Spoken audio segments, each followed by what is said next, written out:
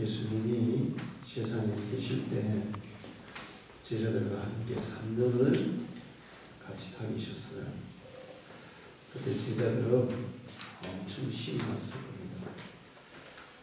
예수님이 가는 곳마다 많은 기적이 일어났습니다. 병자들이 치료되고 죽은 자가 살아나기도 하고 보리떡 5개 물고기 2마리로 5,000명이 먹고도 12광주리가 남고 때로는 예수님이 무리를 걸어오시기도 하고 예수님이 말씀하시면 온갖 기적이 일어났어요. 그리고 그 기적을 체험한 사람들은 극진히 예수님과 제자들을 섬겼을 것입니다.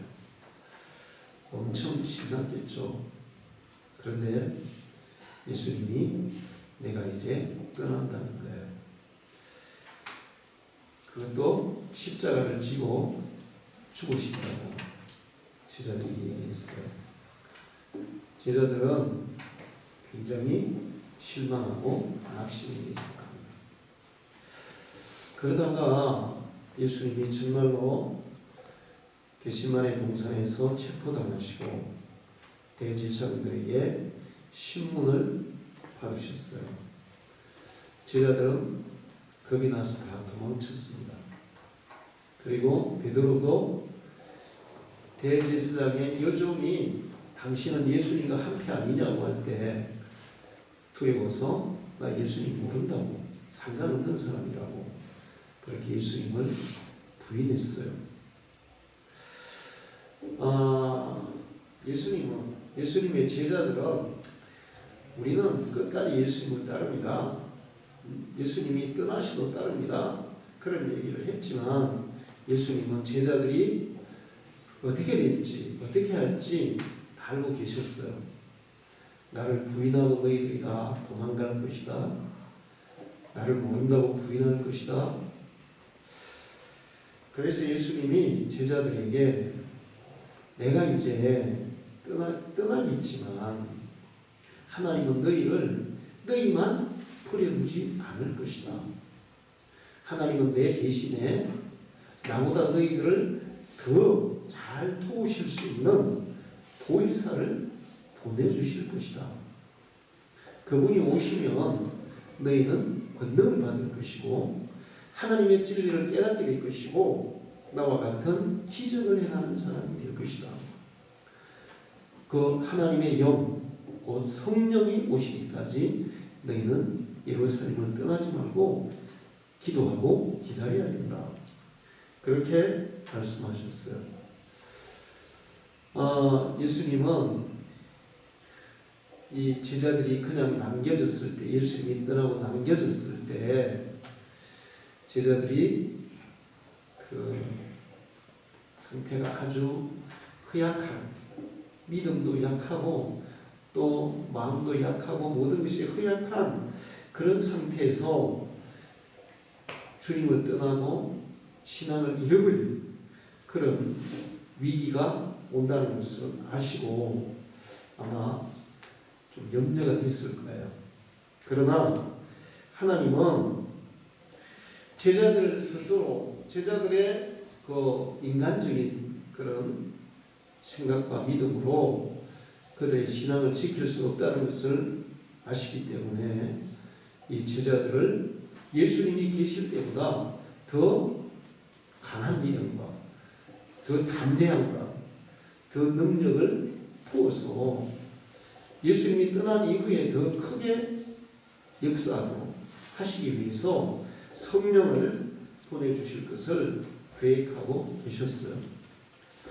예수님이 성천하실 때 제자들에게 내가 약속한 것 성령이 오시기까지 너희는 예루살렘을 떠나지 말고 기다려라.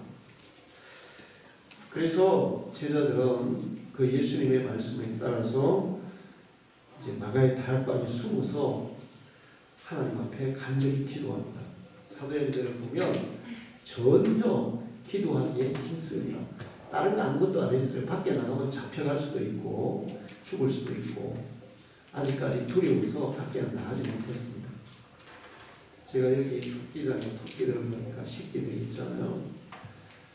새끼 때는 밖에 못 나와요. 발자국 소리만 들어도 얼른 뛰어 들어가가지고 숨어 있더라고요. 숨어서 그냥 같이 이렇게 모여 있어요.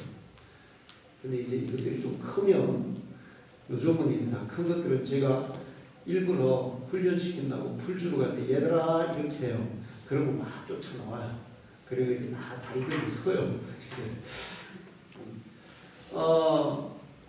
제자들은 그때 이 토끼 새끼들처럼 두려워서 벌벌 떨면서 마가의 다락방에 숨어 있었어요. 그러니까 뭐 할 게 뭐가 있겠어요? 하나님 앞에 기도하는 것밖에 없었어요. 그래서 간절히 10일 동안 기도했고, 드디어 10일이 지난 오순절날, 곧 오늘, 바로 오늘이죠. 하나님은 성령을 그들에게 부어주셨어요. 사도행전 2장에 보면 성령이 임하셨는데 막 불같이 성령이 임하셔서 사람들이 막 뒤집어지고 꼬꾸라지고 막 난리가 났습니다. 그러면서 반응을 하고 예언을 하고 또 담대해져서 주님을 증거하는 그런 역사가 일어났어요. 우리의 신앙생활은 우리 인간적인 각오와 결심, 그걸로는 절대로 불가능해요. 베드로가 예수님이 너희가 다 나를 버리고 떠날 거야, 나를 다 모른다고 부인할 거야, 떠날 거야 그랬더니 베드로가 무슨 말씀입니까? 저는 절대로 예수님을 떠나지 않습니다. 제가 죽더라도 예수님을 지켜드리겠습니다. 그렇게 자기의 결심을 얘기했어요. 그 베드로의 정말 그 당시에 베드로의 진심이었고 결심이었어요. 그러나 베드로의 인간적인 결심, 결단, 진심 이런 것들은 정말 그 무서운 핍박이 딱 닥치게 되면 한순간에 다 무너지는 거예요. 제가 가끔 가다가 사람들에게 전도를 하고 이번 주에 교회 오세요 그러면 예 목사님 네 이번 주에 교회 가겠습니다 이렇게 얘기하잖아요. 그 순간에 제 마음속에는 당신은 이번 주에 교회 못 와. 이런 마음이 딱 드는 거예요. 근데 교회 못 오세요. 분명히 그 순간에는 교회에 오겠다고 결심했어요. 그 진심이에요. 그런데 하나님 앞에 나오고 우리가 믿음으로 살고 하나님의 기적을 행하는 그 능력의 사람이 되기까지 우리 힘으로는 불가능해요. 하나님의 도우심, 곧 성령의 도우심이 있어야 우리가 우리의 결심대로 실천할 수 있는 그런 힘과 능력이 생기는 줄로 믿습니다. 제자들이 이 오순절날 성령으로 충만함을 받고 나서 그 다음에 베드로가 어떻게 변화가 됩니까? 베드로가 여종이 뭐라 해도 나 예수 모른다고 무슨 소리냐고 3번이나 예수님을 모른다고 부인했었어요. 그게 인간의 한계예요. 저도 그렇고 여러분도 다 마찬가지예요. 그런데 오순절에 성령으로 충만함을 받은 베드로가 즉시 뛰어나가서 거기에 모인 수많은 군중들에게 여러분이 십자가에 못 박아 죽인 예수 그리스도를 믿으시오. 회개하시오. 그러면 여러분도 우리같이 성령 받고 구원을 받을 것이오. 담대하게 선포합니다. 그리고 그가 감옥에 갇히고 그가 또 이 이스라엘의 통치자들이 붙잡히고 신문을 받고 재판을 받고 그런데 베드로는 전혀 주눅들지 않아요. 전혀 두려워하지 않아요. 제사장의 여종이 얘기할 때도 두려워서 벌벌 떨었던 베드로가 제사장들이 베드로 너 그렇게 계속 예수님에 대해서 얘기하면 예수가 죽었고 부활했다는 얘기하면 너는 사형이야. 너 죽어. 대제사장이 사형 선고를 합니다. 그런데 베드로가 뭐라 그럽니까? 내가 사람의 말을 따를까요? 하나님의 뜻을 따를까요? 나는 하나님의 뜻을 따를 것이요. 그러면서 담대하게 예수님을 증거했어요. 할렐루야. 우리의 신앙생활은 예수를 믿는 것은 내 생각이나 지식이나 각오와 결단으로 되지 않아요. 성령의 도우심이 있어야 돼요. 여러분에게 오늘 성령이 임재하시고 여러분의 심령을 충만하시고 성령의 도우심이 있기를 축원합니다. 사도행전을 보면 사도들이 이렇게 일한 것을 기록한 것이 사도행전이에요. 사도들의 행적을 기록했다는 거죠. 그런데 그 사도행전에 보면 사도들의 그런 이름보다 더 많이 나오는 단어가 있어요. 뭘까요? 성령이에요. 할렐루야. 성령. 사도들이 행한 것이 아니라 사실은 사도들을 통해서 성령이 행한 성령의 역사가 기록된 것이 사도행전이에요. 그래서 사실은 사도행전을 성령행전이라고도 얘기하고 있어요. 그런데 이 성령이 사도들과 함께 역사할 때 사도행전에 보면 엄청나게 신비한 일들, 놀라운 이적과 표적과 기적들이 거기에 끊임없이 일어납니다. 베드로를 통해서 베드로가 붙잡혀서 신문을 받고 감옥에 갇히죠. 근데 베드로가 밤에 감옥 속에서 자고 있어요.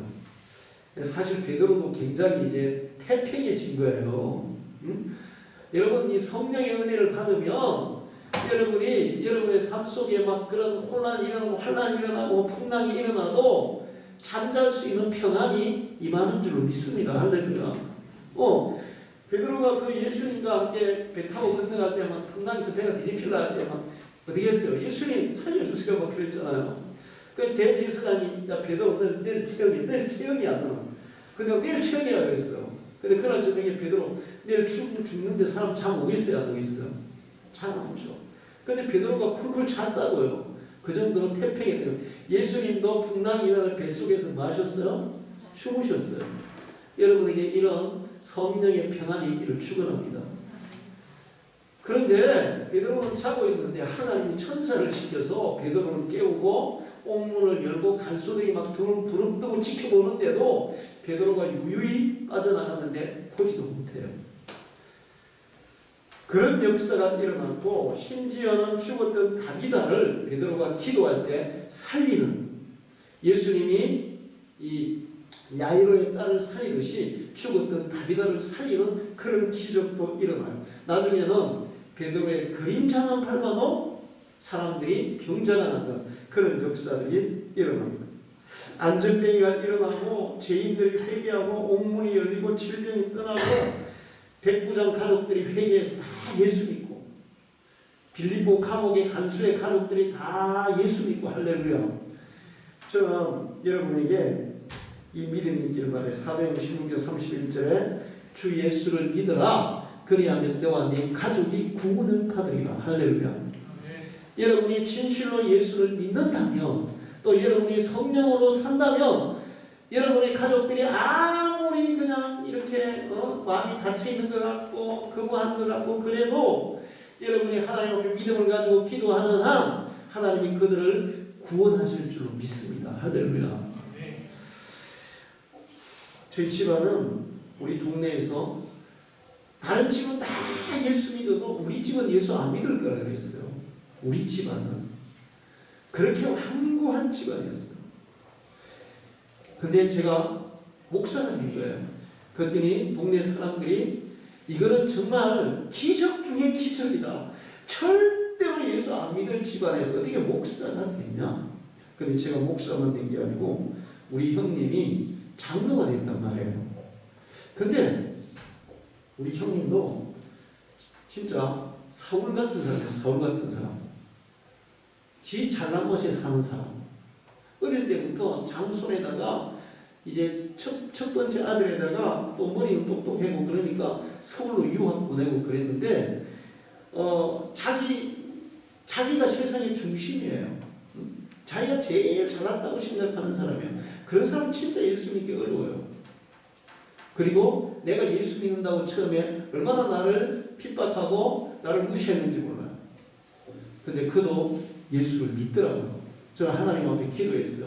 하나님 약속했지 않습니까? 주 예수를 믿어라. 그리하면 너와 네 집이 구원을 받으리라. 그 약속대로 이루실 줄로 믿습니다. 할렐루야. 그렇게 해서 빌립보 감옥에 간수 가족들이 하룻밤 사이에 예수 믿고 변화되는 역사가 일어났어요.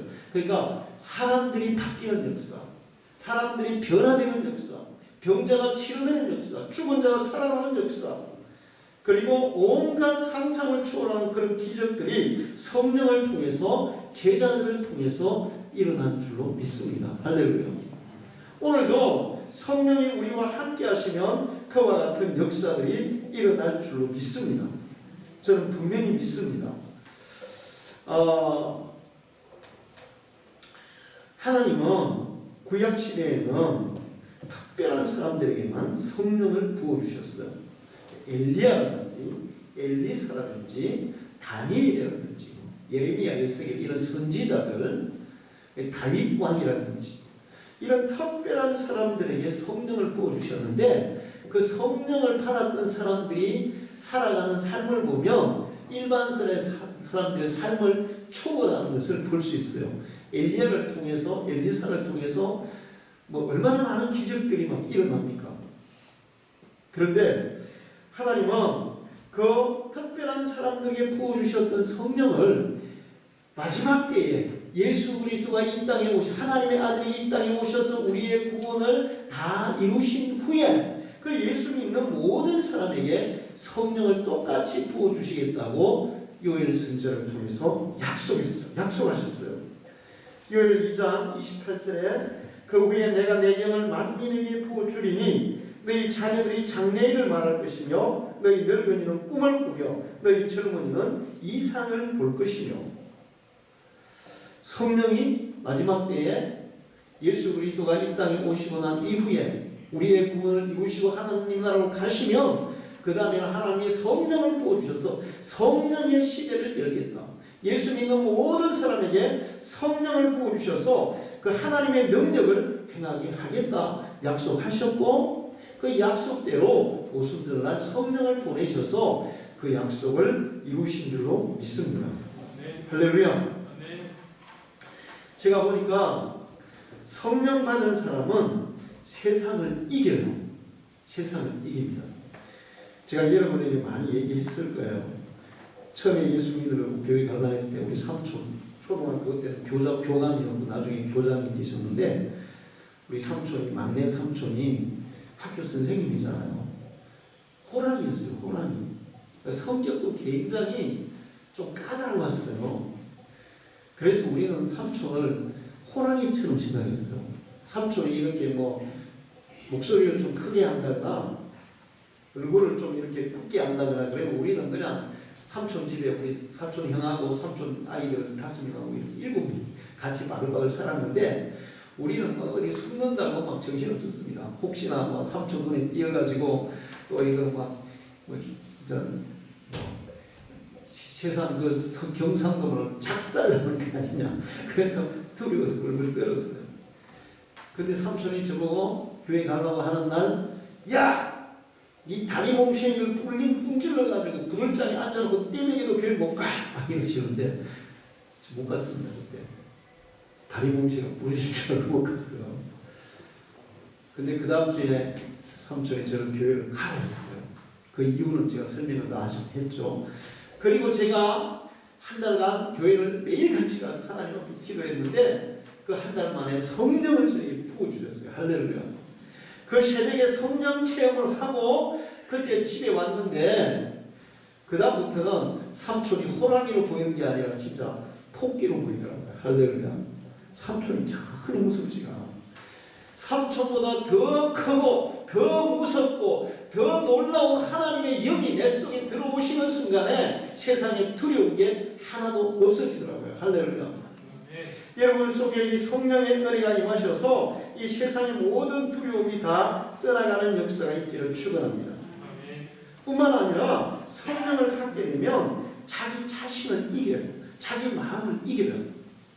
사람들은 지금은 베드로와 제자들이 그 순간 최후의 만찬을 먹을 때 그 순간에 우리는 절대로 예수님 버리지 않습니다.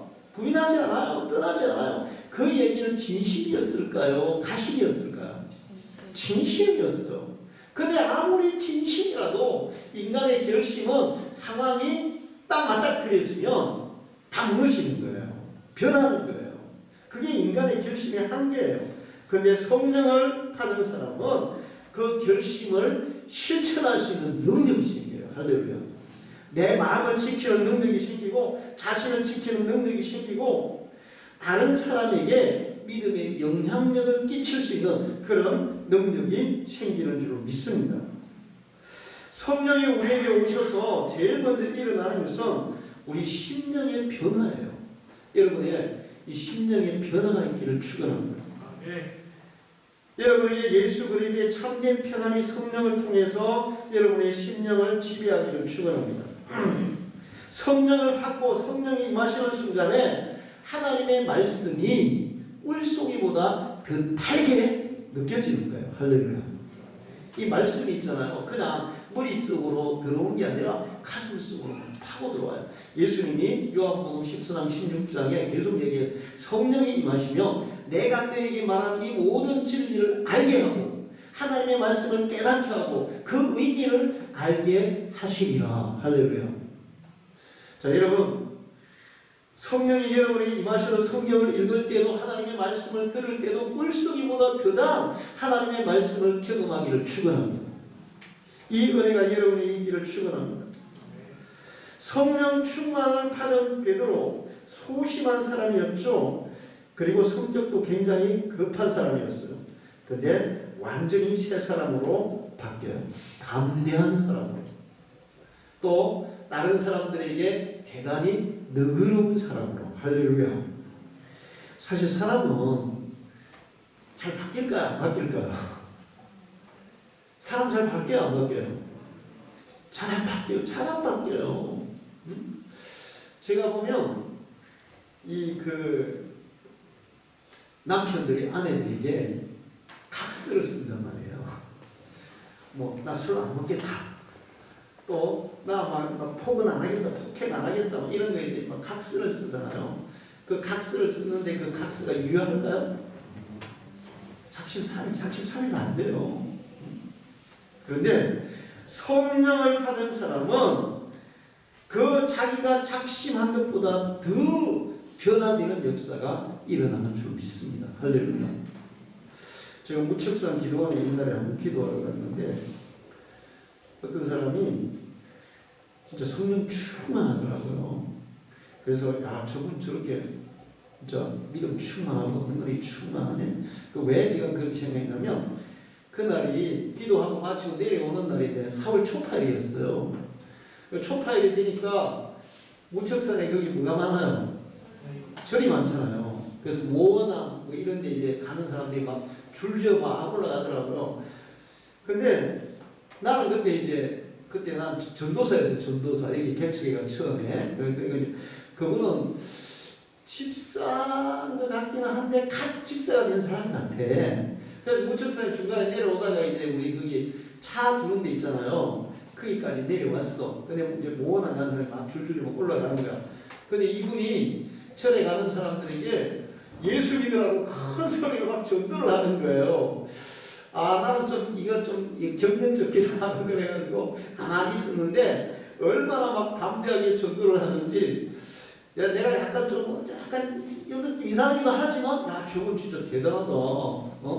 초파일에 절에 가는 사람 붙잡고 막 전도하는 거 진짜 보통 용기가 아닌데. 그런데 그분이 보니까 좀 이렇게 끌렁끌렁한 그런 깡패 같은 분이었더라고요. 근데 그분이 예수 믿고 변화를 받아 새 사람이 된 거예요. 할렐루야. 아멘.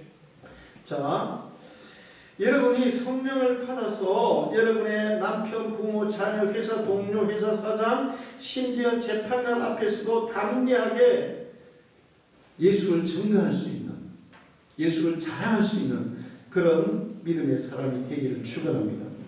오늘 여러분에게 성령이 임하시기를 축원합니다.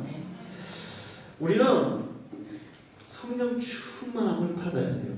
옛날에는 이제 이 부흥 강사들이 은사를 많이 얘기했어요. 여러분, 방언의 은사를 받아야 됩니다. 뭐 신유의 은사를 받아야 됩니다. 막 이렇게 여러분 은사 받으세요. 막 이렇게 얘기했어요. 자, 여러분 은사도 필요하긴 한데 은사보다 더 중요한 게 뭘까요? 성령 자체가 우리에게 임하는 거예요. 할렐루야. 성령이 임하시면 성령은 우리를 잘 알아서 그 사람의 기질, 그 사람의 성격, 그 사람의 체질, 거기에 맞춰서 은사를 주세요. 할렐루야. 거기에 맞춰서 은사를 주세요. 내가 막 방언의 은사를 달라고 안 해도 성령이 보시고 이 사람이 방언의 은사를 필요하면 방언의 은사를 주는 거예요. 이 사람이 예언의 은사가 필요하다면 예언의 은사를 주는 거예요. 신유의 은사가 필요하다면 신유의 은사를 주는 거예요. 은사 받는 것보다 중요한 것이 성령 그분이 우리 속에 임재하는 겁니다. 할렐루야. 여러분 속에 오늘 성령이 임하시기를 축원합니다. 그래서 여러분의 앞으로의 삶이 성령이 이끄는 삶이 되기를 축원합니다. 저는 요즘 그 기도 제목이 딱 한 가지예요. 기도 제목이 뭐냐면 하나님, 성령님 저에게 하나님의 뜻을 가르쳐 주십시오. 이제 제가 뭐 이거 해주세요, 저거 해주세요, 그런 거는 제가 안 하겠습니다. 그런 것보다는 물론 뭐 가끔 가다가 이거 해주세요 하는 때도 있는데 그것보다는 저는 성령님께서 제 속에서 하나님의 뜻을 나타내 주십시오. 그러면 저는 무조건 따르겠습니다. 그것이 힘든 길이든 그것이 고난의 길이든 그게 뭐 쉬운 길이든 좋고 편한 길이든 상관없어요. 저는 오직 성령께서 가르쳐 주시는 하나님의 뜻을 따르기 원하는데 하나님 그 뜻을 순간순간 저에게 가르쳐 주십시오. 할렐루야. 왜 제가 이런 기도를 하게 됐냐면 제가 살아온 과정을 쭉 지나놓고 보니까 내가 계획하고 내가 목표로 하고 내가 정해서 하나님 이거 막 해주세요 막 해가지고 이룬 것보다 하나님께서 그냥 이끌어 가셔서 한 것이 나 자신에게 훨씬 유익하더라고요. 할렐루야. 내가 막 결정해가지고 하는 것보다 하나님이 이끌어 가시는 것이 훨씬 유익해요. 그것이 때로는 하나님이 이끌어 가실 때 그게 힘든 길일 수도 있어요. 그게 가시밭길일 수도 있어요. 고난의 길일 수도 있어요. 그런데 그래도 그게 하나님의 뜻이라면 우리가 따르게 되면 그 길을 통해서 하나님은 우리에게 엄청난 축복의 결과를 주시는 줄 믿습니다. 할렐루야. 장미꽃에는 뭐가 있죠? 여러분 무슨 꽃을 제일 좋아하세요? 무슨 꽃 좋아하세요? 저는 장미꽃이 제일 예쁜 것 같아요. 좋아하는 거는 좋아하는 꽃이 뭐냐면 국화가 좀 좋은 것 같긴 한데 예쁘기는 장미꽃이 제일 예쁜 것 같아요. 그런 예쁜 장미꽃을 피우려면 그게 뭐가 있는 거예요? 가시가 있어요. 여러분 우리 교회 뒤에 지금 무덤 앞에 장미를 작년에 심었는데 한번 보세요. 올해 1년 만에 막 많이 피었어요. 내년에는 아마 거기 이게 울타리에 장미가 가득할 것 같아요. 정말 장미꽃은 정말 예쁜 것 같아요. 하나님은 가시가 있는 장미나무에서 장미꽃을 피우듯이 우리가 하나님이 이끌어 가시는 하나님의 뜻으로 이끌어 가시는 그 길을 따라가면 그 길이 가시밭길이라 해도 장미꽃과 같은 그런 우리 인생에 좋은 꽃들, 좋은 열매들을 맺게 해 주시는 줄 믿습니다. 할렐루야. 그러니까 여러분이 기도하세요. 성령님 저에게 가르쳐 주십시오. 하나님의 뜻을 보여주십시오. 저는 따르겠습니다. 하나님이 이끄는 사람이 가장 복된 인생을 살아가게 될 줄로 믿습니다. 그래서 여러분은 성령 충만을 받아서 성령을 따라 살아가야 돼요. 근데 성령이 임하시는 사람이 있어요. 아무에게 임하는 게 아니에요.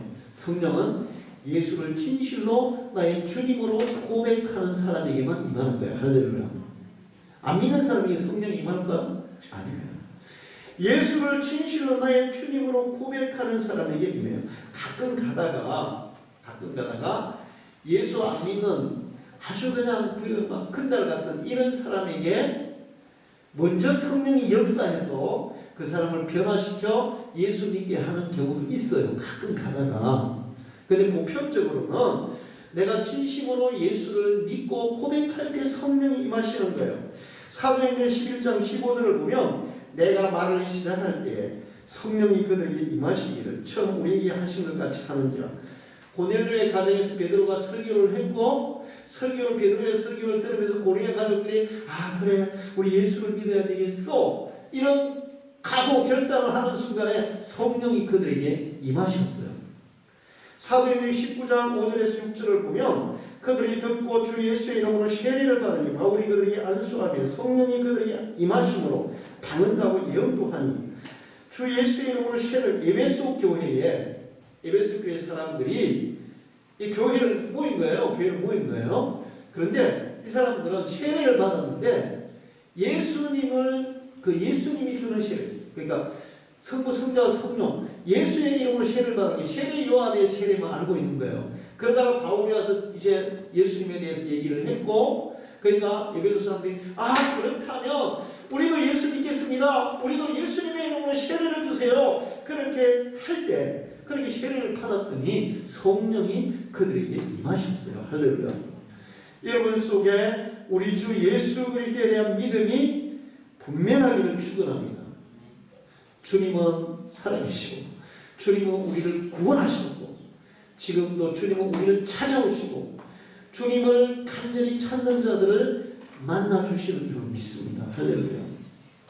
자, 그 다음에 성령이 임하는 사람들은 간절히 사모하고 기도해야 돼요. 여러분 성령을 사모하고 기도하기를 축원합니다. 여러분 날마다 사실은 우리가 어떤 목적을 가지고 하나님 이거 나에게 이루어 주세요. 이런 기도도 필요하긴 한데 우선적으로는 하나님 저에게 성령으로 충만하게 해주세요. 기도해야 돼요. 할렐루야. 성령 충만함을 주세요. 성령이 우리 속에 들어오시면 우리는 그때부터 내 힘과 내 능력으로 살지 않고 누구의 능력으로 삽니까? 하나님의 능력으로, 성령의 능력으로 살아요. 할렐루야. 여러분 회사에서 일할 때도 성령의 지혜로 일해 보십시오. 다른 사람보다 몇 배의 효과를 발휘할 수가 있어요. 할렐루야. 그리고 자녀들을 키우는 것도 마찬가지고 가정을 이끄는 것도 마찬가지고 경제적인 그런 것도 마찬가지고 성령의 은혜와 성령의 능력으로 하는 사람이 자기의 지혜와 능력을 하는 사람보다 훨씬 더 많은 능력을 나타낼 수 있을 줄 믿습니다. 여러분 간절히 기도해야 돼요. 하나님 저에게 성령 부어주십시오. 성령님 저에게 충만하게 임재하사 저를 주관해 주십시오. 엘리야가 하늘나라로 들림받을 때 엘리사가 따라와요. 엘리야가 그만하라 이제.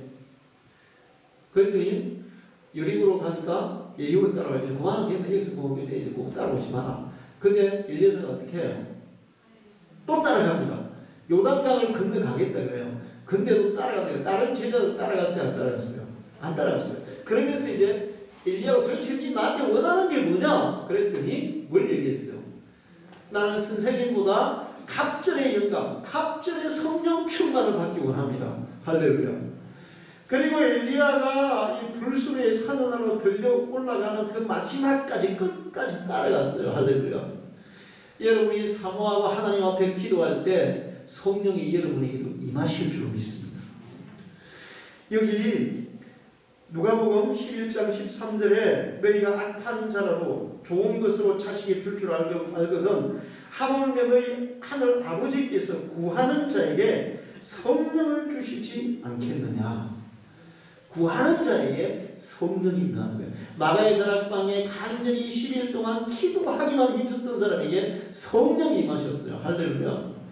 엘리사에게 성령이 임하셨고 또 그 외에도 하나님 앞에 간절히 기도하는 곳에는 언제나 성령이 임하셔서 오순절의 그 불같은 역사가 일어나는 줄로 믿습니다.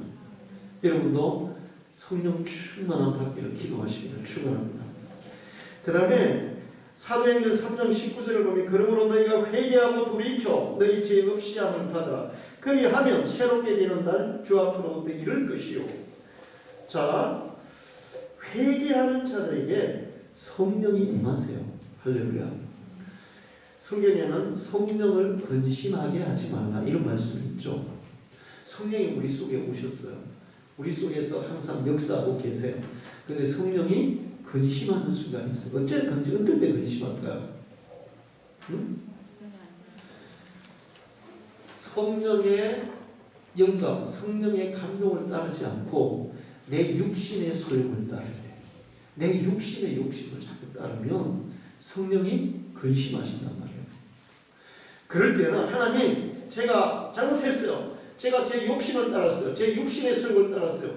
하나님, 나 이거 회개합니다. 이 시간 성령께서 다시 나를 새롭게 해주시고 내 심령을 주관해 주세요. 할렐루야. 저도 있잖아요. 지금도 옛날보다는 좀 다른데 젊을 때는 이게 막 화가 나고 막 내 감정이 막 통제가 안 돼. 응? 그래서 나는 이게 목사가 이래가 되겠나 이거. 하나님, 나 진짜 이런 마음이 들면 안 되는데 왜 나 이런 마음이 들까요? 막 그러면서 고민하는 순간들이 많아요. 이제 나이가 들다 보니까 그런 게 이제 거의 이제 옛날에 이만큼 있으니 요즘은 이제 이만큼 이렇게 됐어요. 근데 아직도 아마 죽을 때까지 그런 게 조금 있을 것 같아요. 육신을 입고 있으니까. 그래서 이제 기도하는 게 뭐냐 하면 하나님, 제 생각, 제 감정 이런 것들을 다 씻어내 주세요. 그리고 오직 성령이 제 마음을 다스려 주세요. 할렐루야. 기도해요. 근데 신기하게 그렇게 정말 이렇게 간절히 기도하고 나면 이 제 감정이 싹 그게 나쁜 감정들이 있잖아요. 싹 씻겨져 나가더라고. 신기하게. 그리고 정말 그 하나님의 평강이 내 마음을 지배하더라니까. 할렐루야. 여러분도 경험해 보시기를 축원합니다. 제가 지금 말씀드리는 게 그냥 머릿속에 생각이 아니에요. 실제로 경험하고 지금 일어나고 있는 일들이에요. 여러분에게도 이런 일들이 일어나야 되고 일어날 줄로 믿습니다.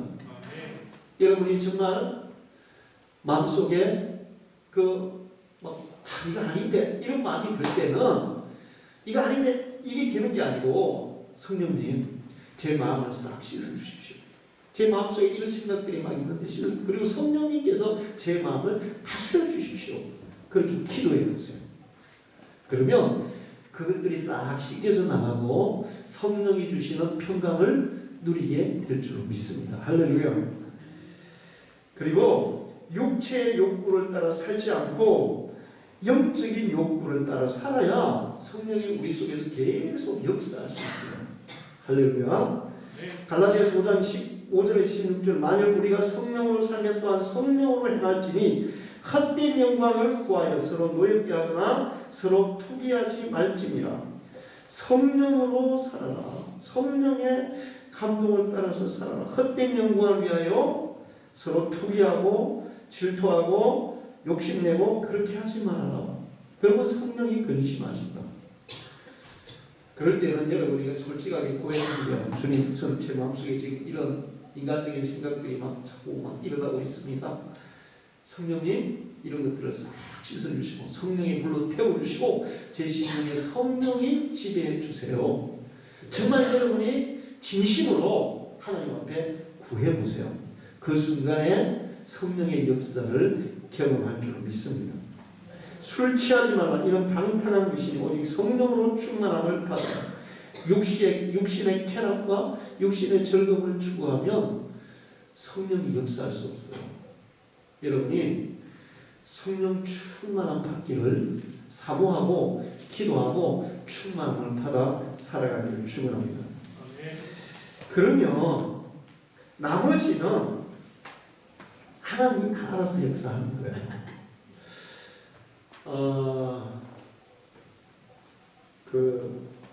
우리 목사님 사모님이 그런 얘기를 하더라고요. 자녀들이 있는데 이제 결혼하면 자녀들에 대한 걱정이 다 없어질 줄 알았대요. 근데 결혼을 하니까 결혼을 안 했을 때 걱정이 더 많더라는 거야. 그래서 이상하다. 결혼했는데 걱정이 많아지더래. 근데 이제 언제 좀 걱정이 없어지냐면 아이들을 둘 낳고 나니까. 그래서 이 둘 낳는 건 참 의미가 있는 것 같아요. 여러분 나무꾼과 선녀 그런 얘기고 내 아들 날 때까지 얘기하지 말라 그래요. 3명인가 날 때까지 얘기하지 말라 하잖아요. 그러니까 한 둘 날 때까지는 자녀들이 결혼하고부터 걱정이 많더래. 근데 둘 낳고 나니까 이제 걱정이 좀 없어지더래.